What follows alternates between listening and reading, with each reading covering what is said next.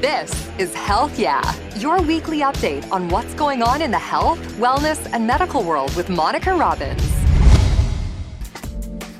Teens today seem to deal with much more than what their parents had to go through. Social media added another layer of concern, in addition to those feelings of self-doubt, stress, anxiety, and depression. You don't have to fit in with the group. You don't have to always follow the crowd. We're seeing a lot more anxiety, a lot more confusion. A lot of that turns into a lack of motivation. And as a parent, it can be difficult to distinguish between what is normal teenage behavior and what could be more serious. We'll explore this topic ahead in this week's Prescription for Life.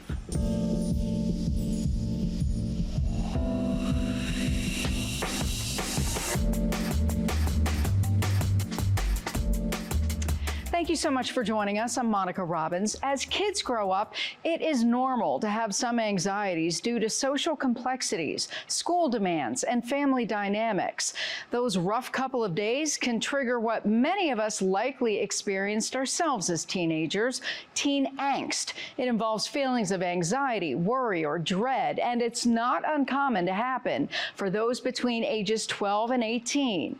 On the other hand, kids experiencing ongoing and excessive mental health issues may experience a disruption of their daily activities and feelings of loneliness or isolation. We'll dig into those differences in just a bit with our expert. But first, there is a growing push to change the way we think and talk about mental health and how to spot the signs earlier. Take a look at this story from Isabel Lawrence in Cleveland. In the halls of high school. Well, being a teenager is hard anyway because their developmental stages, they're trying to figure out who they are. Young adults do a lot of growing up, and more conversations about mental health are on the forefront. We really started talking about it once I got to high school. It's when I started to become very aware. Olivia Ikechi is a junior at Parma Senior High. She's part of the Hope Squad, a support system for fellow students. It's one way Marion Armstrong, a school counselor there, is hoping to bring mental health to the forefront. We're seeing a lot more anxiety, a lot more confusion. A lot of that turns into a lack of motivation because it's that learned helplessness. Now, a recommendation from a national group of experts called the U.S. Preventive Services Task Force says pediatricians should screen kids for anxiety starting at 8 and for depression starting at 12. That expert task force identified that around 8, there's a lot of opportunity for us to be supporting children and families and having these conversations and screening so that we're catching as early as possible. Dr. Lisa Ramirez at Metro Health says this could help spark a shift from responding to issues down the line to actually preventing them. If we can identify some of these things early before they become a problem, it helps all of us because then we're able to give them coping, we're able to help parents and caregivers understand how to support children. Dr. Ramirez is hoping this will change the conversation from something being wrong to promoting mental wellness. Let's normalize asking about how kids are doing and how they're feeling. Conversations Armstrong says couldn't come soon enough. You can never start young enough to start thinking about mental health. So when do teens go from experiencing angst to suffering from mental health issues? And when is it time to call in reinforcement? Our expert weighs in. Joining me now is Dr. Vanessa Jensen, who is a pediatric psychologist with Cleveland Clinic. Thank you so much for being here. Thank you for inviting me. This is the conversation every parent needs to hear, pretty much, but we're talking about teen angst. So how do you know the difference between teen angst, like normal rebelliousness, compared to depression? Well, I think about angst as something almost everybody has sometimes, whether it's about a friend having a problem, whether it's about my outfit doesn't match everybody else's outfit today, or I'm teary because I didn't make the cheerleading squad. The normal ups and downs of teens that most of us, I think, can remember, some better than others when we were teens, and that stuff just happens. So if it's a child reacting to something and you can point back and say, yeah, I know why they're upset, or you can figure it out by talking to them, what triggers it, that's likely angst or sadness, if it's regular sadness. And that you want to help kids see, everybody gets sad. It's okay. You'll get through it. We can help you. If you start seeing signs of sadness that seem to go more than that, or you can't find the trigger, like, wow, grades are good, friends are good, you made the tryouts, I'm not seeing a thing that makes you feel bad, but you're showing signs like staying in the rooms a lot, more than other teens do, not wanting to socialize with friends, not wanting to be with family, sleeping too much or too little. Those begin to make you wonder if it's more than a coping issue or adjustment. So every parent will probably say, my teen is too moody. Is moody just another word for angst, or is there something else going on? Teens are moody. Teens are getting this rush of hormones. If you think about puberty, it's about a 2-year window when kids are getting all these hormones that are new, and they show it different ways. Kids are more likely to show whatever they have already. So kids who are really quiet might get more quiet. Kids who are loud and annoying might get more loud and annoying. Kids who are a little on the angry, irritable might get more angry and irritable during those kind of troublesome puberty years. So if it's a little more than usual, again, probably normal. It doesn't mean it's easy, and it doesn't mean you don't want to do things to help your child get through it. But is it something you need to talk to a professional about? Not necessarily. If you feel like you've done the good parenting things that you know how to do, everyone's different. We all grew up with parents who treated us differently. If you tried all the tools and things in your toolbox that your parents did and your friends have done, and they're not working, then you probably should seek out some support. All right, let's back up a few years to the preteens. We were talking earlier, are you seriously telling me that we can avoid this whole period? I won't say we can avoid it. We can do things that are likely to keep the communication open. I think about raindrops. It's not like bringing your child in 1 hour a day and saying, okay, we're going to talk now, and you're going to tell me everything. No, it's little tiny moments. It's great when you can talk when you're not staring at them. So in the car, great time to talk. You're both staring ahead. They're not looking at your face. They don't see you staring at their face. So you're just talking like, how's the day? Yeah, what happened? Anything new today? Blah, blah, blah. And just talk. Tell them what you notice. So if I notice my 9-year-old just seems kind of a little less bubbly than usual, you might just say, you're not quite as bubbly as usual. Something going on? If they say no, you drop it. And then you might notice it again the next day. So you bring up these little raindrop moments and make it okay to talk. And sometimes even saying to your child, I'm a pretty good listener. I got pretty big shoulders. And I'll just listen. I promise I won't try to tell you what to do. I'm just going to listen. And if your kids can get used to the idea that they can tell you about their friends, about their teachers, without you as a parent wanting to fix it, they're much more likely to come to you and let you talk. But that's the problem. We all want to fix it. We all want to fix it. One cue I would say for a parent who has that urge, it's okay to say it to your child. Honey, I'm going to want to fix this, but I'm going to try not to. I promise. If I start to fix it, you can poke me. Again, I'm talking about younger kids where you're trying to build that into them. If I start to fix it, just remind me that I said I wasn't going to fix it, so that you get a language with your child that listening and fixing are different. Sometimes when you listen first, they might come back to you later, say, Mom, I need some help with how to fix this. You sure? You really want my advice? Positive? Okay, here goes. But make it clear what's listening and what's giving advice. So the pandemic caused a whole host of problems with our kids today. Depression, anxiety being a couple of those problems. Talk to me about what parents really need to look for. You talked about, their personality traits may get a little more the way they are, but are there other things that are warning signs? Because we see so many things in the news and the parents are like, I had no idea. Yeah, I think the pandemic was part of it. I also think our digital culture, the media, not your media, but the fact that kids spend so much time by themselves in their rooms on the computers. So, and with the pandemic, a lot of kids, that's how school was. So it just reinforced that kind of isolation tendency. And the majority of parents right now, when I ask them, so what does your child do on the computer all day? They don't really know. They're like, what's their private, I don't want to be, invade their privacy. And well, depending on the age, with a younger teen, you probably want to invade their privacy and build that in, because without knowing what they're doing, they may be getting into spaces that are not the healthiest for that age.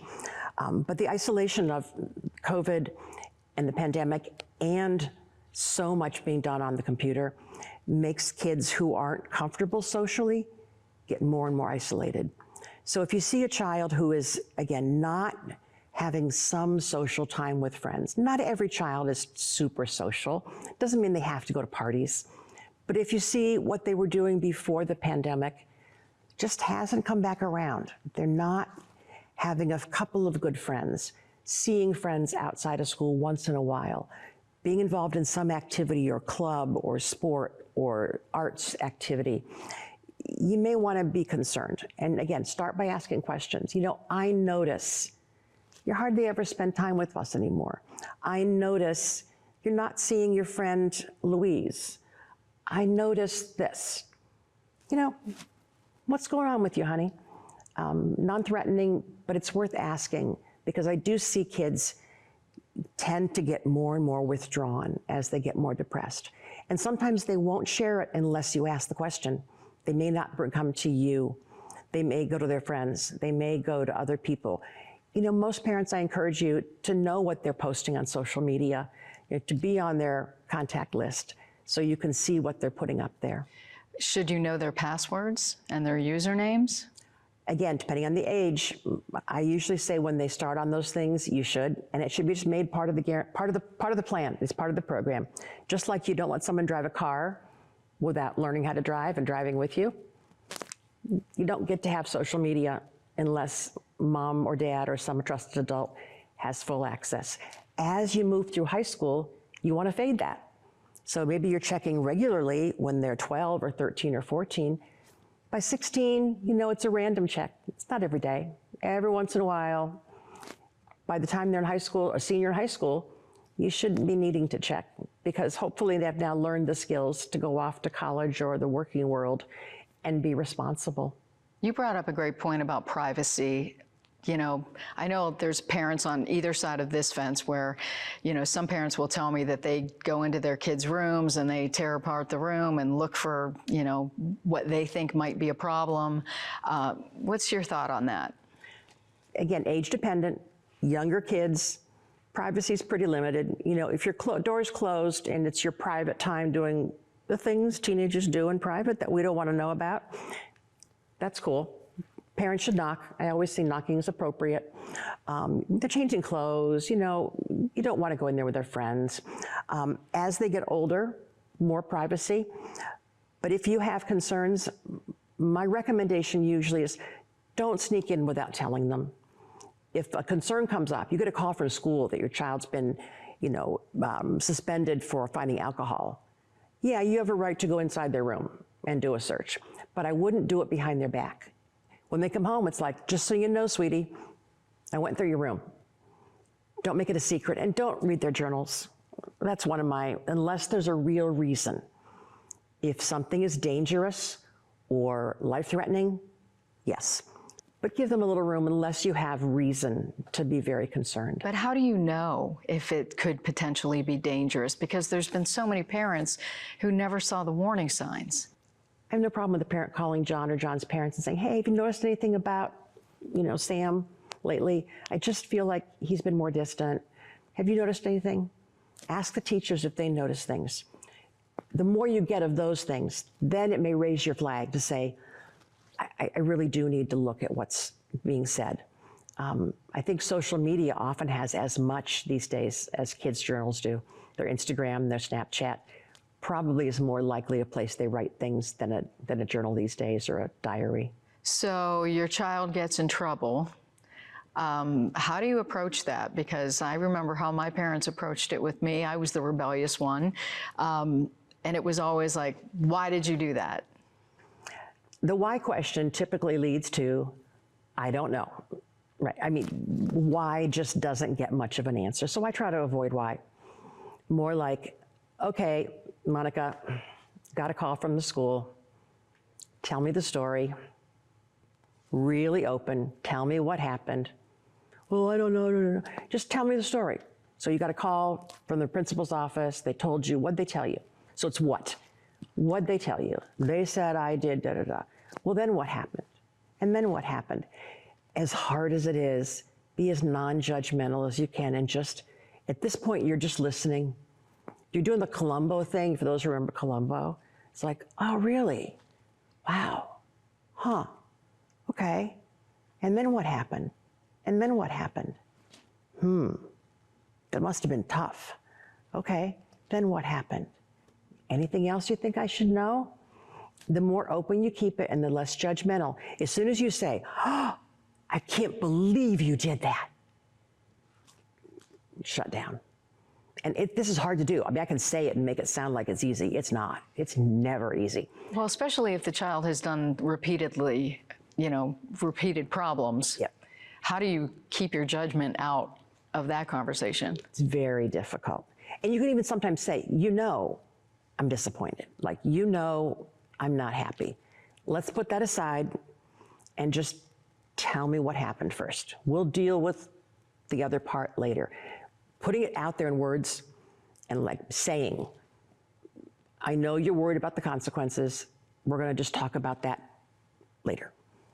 Let's just lay out right now what's happened and what we need to do. And again, way easier to say than it is to do, but it's a start, is just get the information. If things like that are happening repeatedly, someone probably does need some professional help. You probably want to talk to your school, your pediatrician, look in the mental health resources and through your insurance, local mental health center, and get some help. If you ever have concerns about a child doing any kind of self-harm, cutting, scratching, making comments about hurtful things, about suicide, about not wanting to live, those flags, even if you feel like, oh, they're just being manipulative, even kids who don't really want to die can do dumb things and mean it just to make a statement, but they can go too far. And nobody wants to have that in their lives. Your thoughts on, there's a lot of parents who want to be their teen's friend. As they get older, they can have more in-depth conversations with them. Your thoughts on that, and is that a healthy way to be with your child?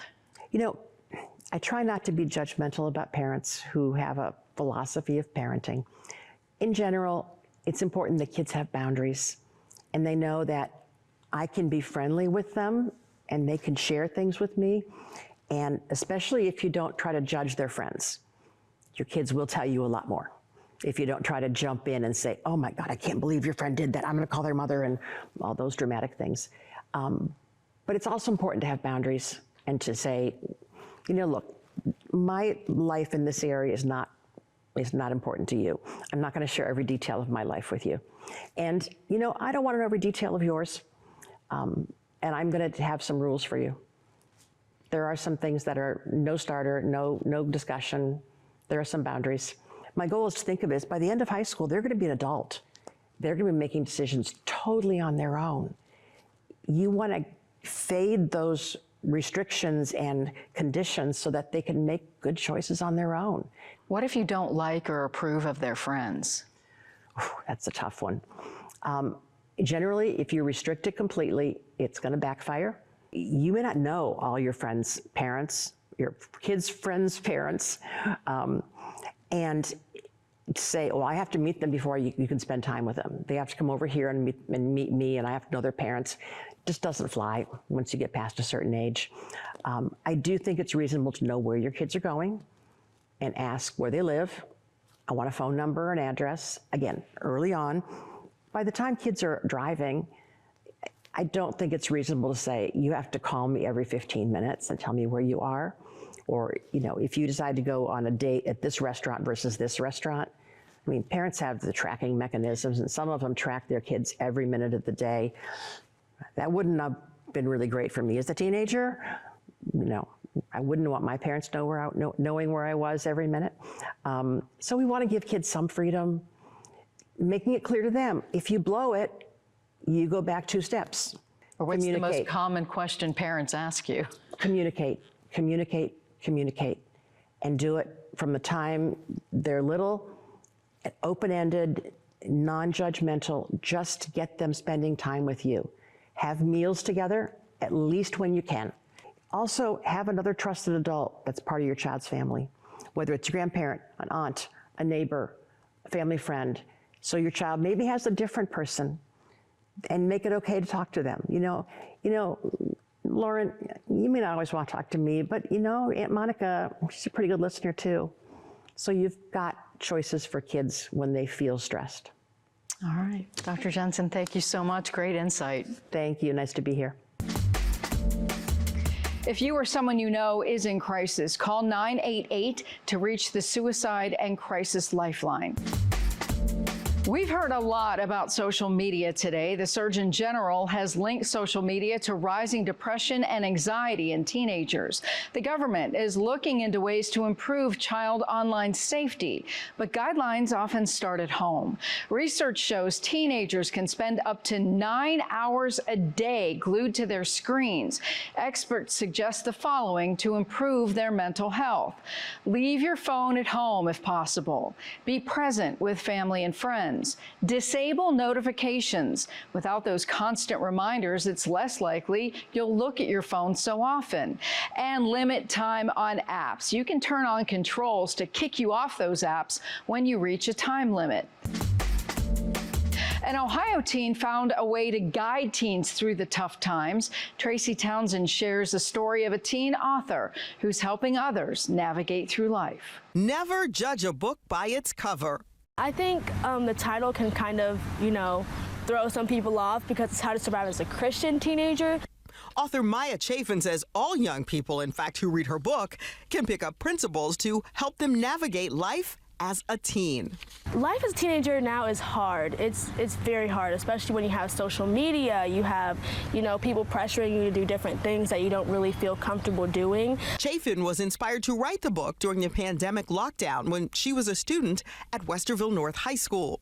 A lot of sense of loneliness. School was online. It was on Zoom calls. I had to do AP chemistry online, which was awful. Right.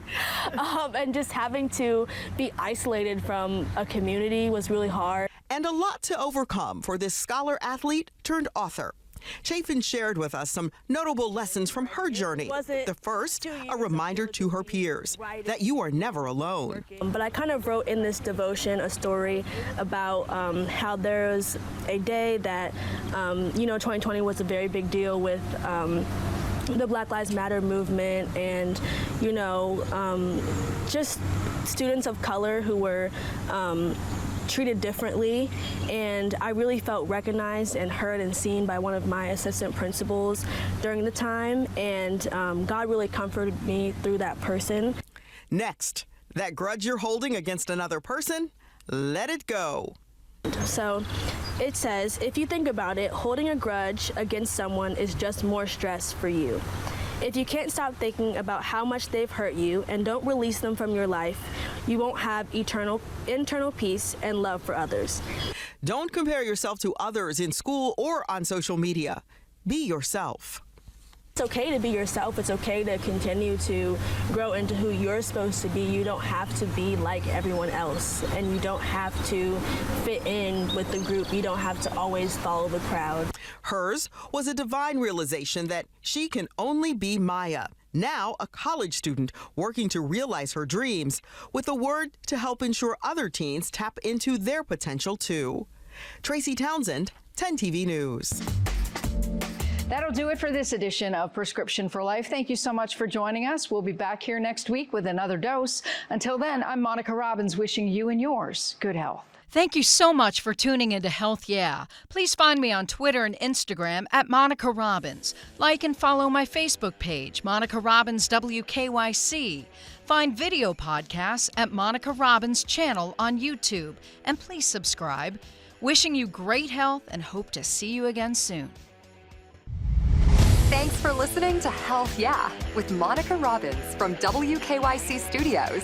Subscribe now so you never miss an update. And find more on everything you heard here on WKYC.com and on the WKYC app.